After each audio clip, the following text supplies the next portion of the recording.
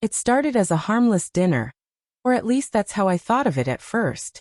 We were at my best friend Rachel's house, surrounded by laughter, wine glasses clinking, and the kind of conversations that only happen when people feel safe among friends. My husband, Daniel, sat beside me, quiet, steady, the kind of man who never felt the need to be the loudest voice in the room. I used to love that about him, but lately, I found myself craving the spotlight in ways that had nothing to do with love. Maybe it was the wine, maybe it was my own insecurity, but when Rachel teased me about how serious Daniel looked, I jumped at the opportunity. Serious. I laughed, loud enough for everyone to hear. That's because Daniel's idea of romance is paying the bills on time and reminding me to take out the trash. The table erupted with laughter, but Daniel's face didn't change. He just stared at his plate, the corners of his lips pressed tightly together. The joke should have ended there, but something inside me pushed further. Maybe I liked the attention, maybe I was trying to prove something. I kept going, adding another jab. Oh, and don't even get me started on intimacy. I swear, sometimes I think he married me just so he'd never have to talk about feelings again. More laughter, more playful gasps. And there I was, in the center of it all, pretending I was just being funny. But when I glanced at Daniel, I saw it.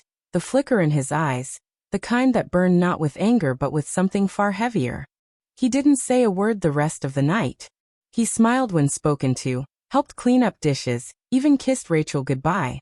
To everyone else, he seemed perfectly calm. But I knew better. I had crossed a line. That night, as we drove home, the silence was unbearable.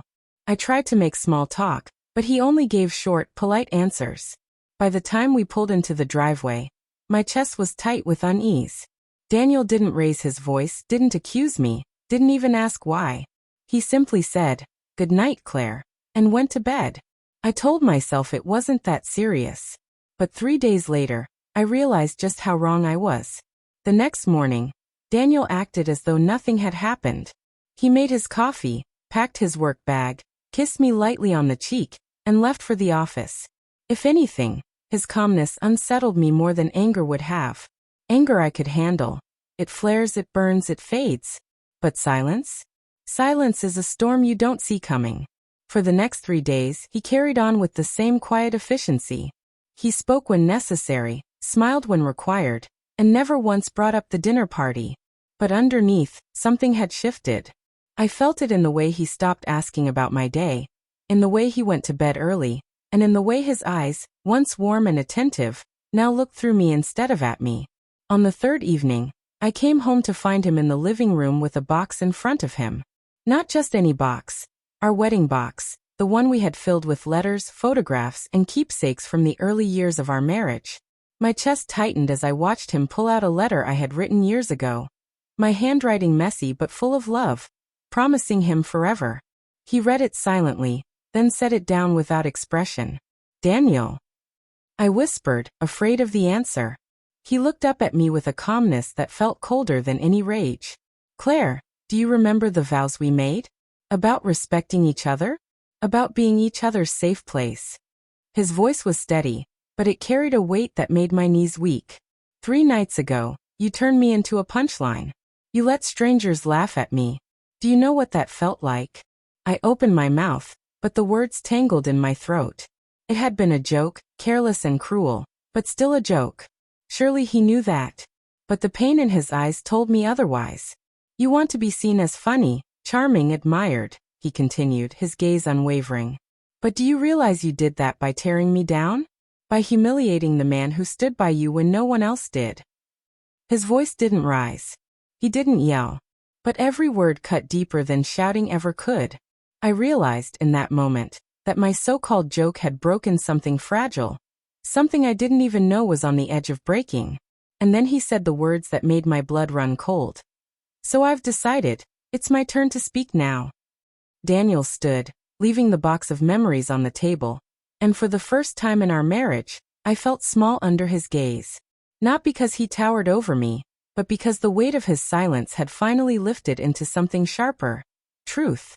"You know what I realized, Claire?" he said evenly, his hands steady at his sides. "For years I've been your shield.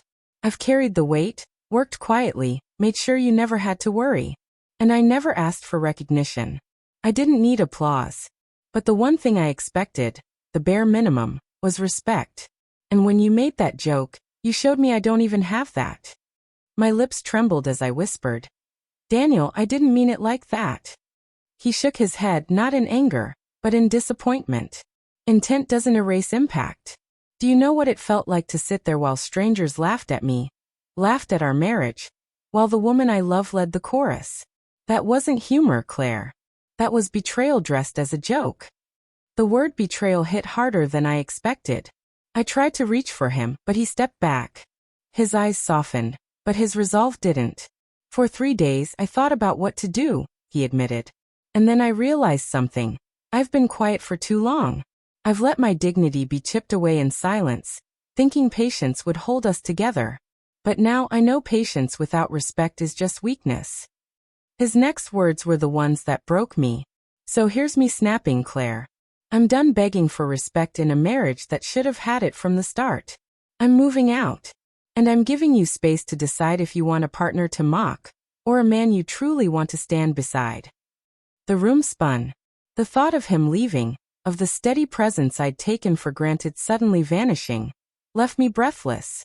I wanted to scream, to beg him to stay, but the truth was undeniable. He wasn't overreacting. I had broken something I couldn't glue back with apologies. That night, Daniel packed a single bag. No shouting, no slammed doors. Just quiet steps and a final glance that said more than words ever could. And as the door clicked shut behind him, I realized the cruelest punchline of all. In my attempt to make everyone laugh, I had lost the only person who had ever truly been on my side.